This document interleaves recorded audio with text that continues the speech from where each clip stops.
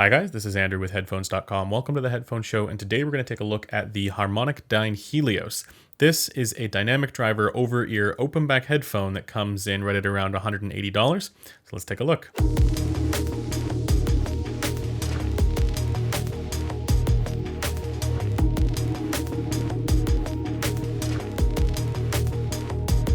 Just as a disclaimer, this was sent to me by Hi-Fi Go for evaluation, but they did not pay me to say anything in particular about it, and all opinions are my own. Now, normally with my reviews, I go through a number of different categories and talk about, different elements of technical performance and whatnot, and do a whole bunch of comparisons and EQ and everything.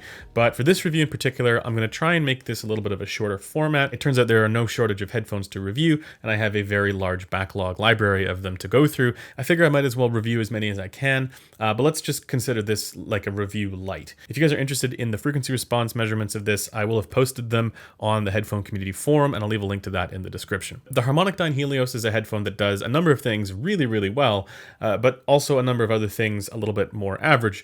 The first is with build quality and design and aesthetics, and this is, in my opinion, not a particularly good looking headphone. This reminds me of the kind of stuff that my parents used to throw out from the 80s. They do say that this is real wood. I'm a little skeptical, but maybe it is. But if you're going to do, wood on a headphone, it's got to be a little bit more of that kind of like artisan thing. Whereas this kind of stuff feels a little bit more like linoleum. The rest of the build is okay. I'm not a fan, again, of these hinges, but they do give you some extension. To me, they feel like they're going to fall off a little bit here, but they are fastened on the inside with a couple of screws. There's a little bit of clamp force, but now we get to something that this headphone does really, really well, and it's the pads. Holy moly, are these pads ever fantastic. These are some of the best pads I've ever seen or felt on any headphone. And so, yeah, this is really excellent for the pads. And it makes it so that the clamp force that does exist isn't really all that bad. Of course, I'm going to show you guys what it looks like when I wear it.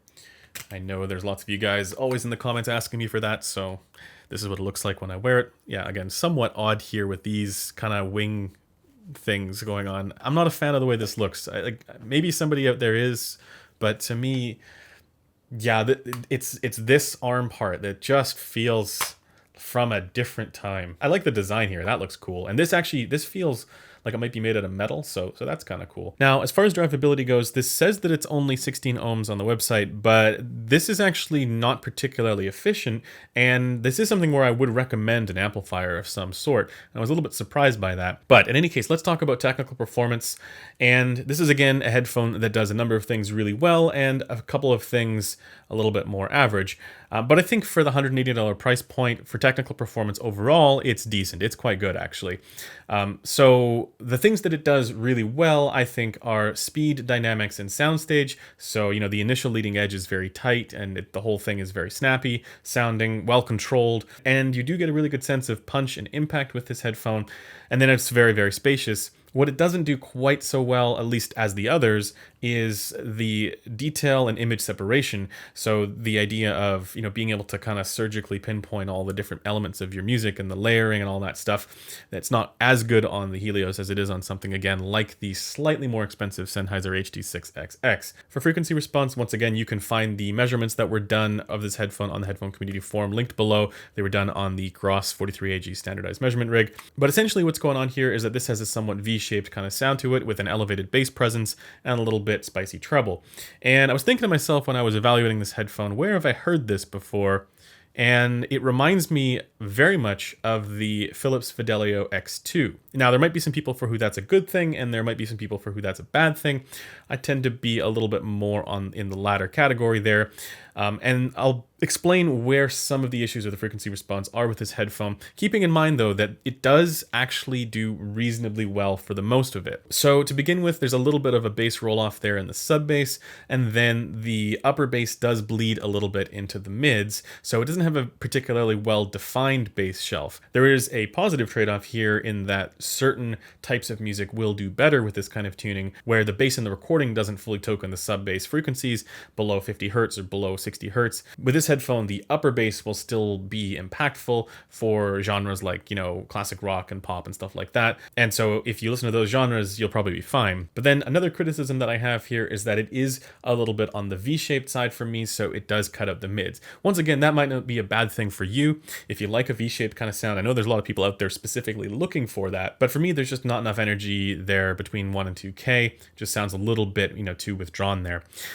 The nice thing about this headphone, though, is that it does actually have an appropriate elevation for where the ear-related gain factors are, meaning above 2K, it does elevate appropriately all the way up to 3K, 4K, etc. So the upper mids are actually totally appropriate in my opinion. They have a good balance to them, in spite of the fact that the mid-range proper is a little bit withdrawn and recessed there. Where this gets into trouble again, though, in my opinion, is right at around 8K. So that's where your consonant sounds are, your S's and F's and T's.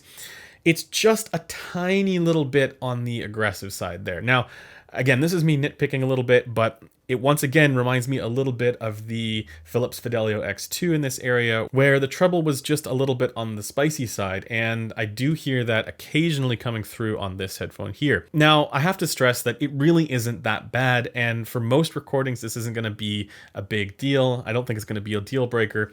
And I actually found myself really enjoying this headphone off of the Cayenne tube amp over there, because it curbed a little bit of that intensity there in the mid treble. But for most of the solid state amplifiers I was listening to this on, I did find it came across just a little bit on the gritty side there for the S's, F's, and T's. Thankfully, above that, for the upper treble, there's nothing weird going on here. It actually follows the target really well, and importantly, there is an appropriate dip at 9K that should be there. And if anybody wants to learn more about this, again, I'll leave a link in the description where you can get a better sense of why there should be a dip there. But essentially, if there isn't a dip at 9K or somewhere around there, it's going to be quite shimmery there in the treble in a negative way, and the Helios does dip down at an appropriate spot there, so that's really good. The air regions, so 11K, 12K, and so on, are a little bit relaxed there to my taste, but I think this is going to be totally appropriate, and it's nothing I can complain about at $180. So overall, the frequency response is great if you like a V-shaped kind of sound. If you don't like a V-shaped kind of sound, this isn't going to be for you.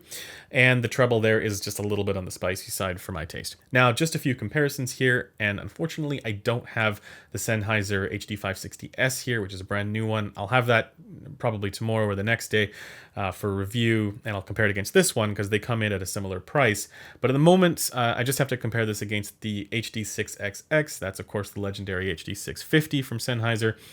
And yeah, the Sennheiser HD6XX still does have quite a bit better detail and scaling than this one. However, where this beats it, in my opinion, is definitely in terms of soundstage and also in terms of punch and slam. So for that, this does better than the HD6XX, but for many other areas like detail and frequency response, I think the HD6XX is still better and probably worth the price increase over the Helios. But it is important to consider that many people will be specifically looking for that V-shaped kind of sound, and for that sound, I do think the Helios does a fantastic job. Now, I'm going to compare this to the DT990, and that's from memory because it's been a while since I've heard that one. I just wanted to make that comparison for the consonant sounds, where the DT990 is particularly sibilant and intense there, you know, again, around that same 8K region.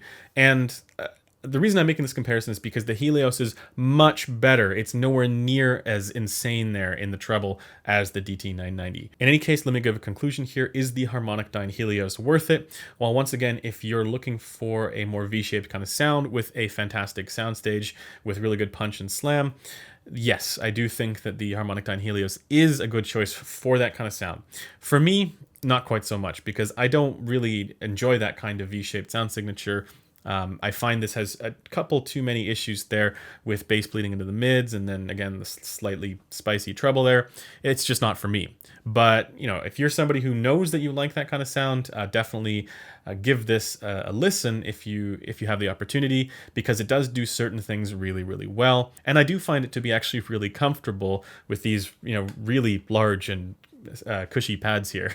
And once again, I was really enjoying this on the Cayenne tube amp over there. Obviously that amp is way more expensive than the headphones, so I don't know anybody who would realistically be doing that, but That might be a way to kind of curb some of the treble spice with this headphone here and make it a little bit more relaxing to listen to for long periods of time. In any case, that does it for this review. Thanks for taking the time to watch it, and I will see you guys in the next one. Bye for now.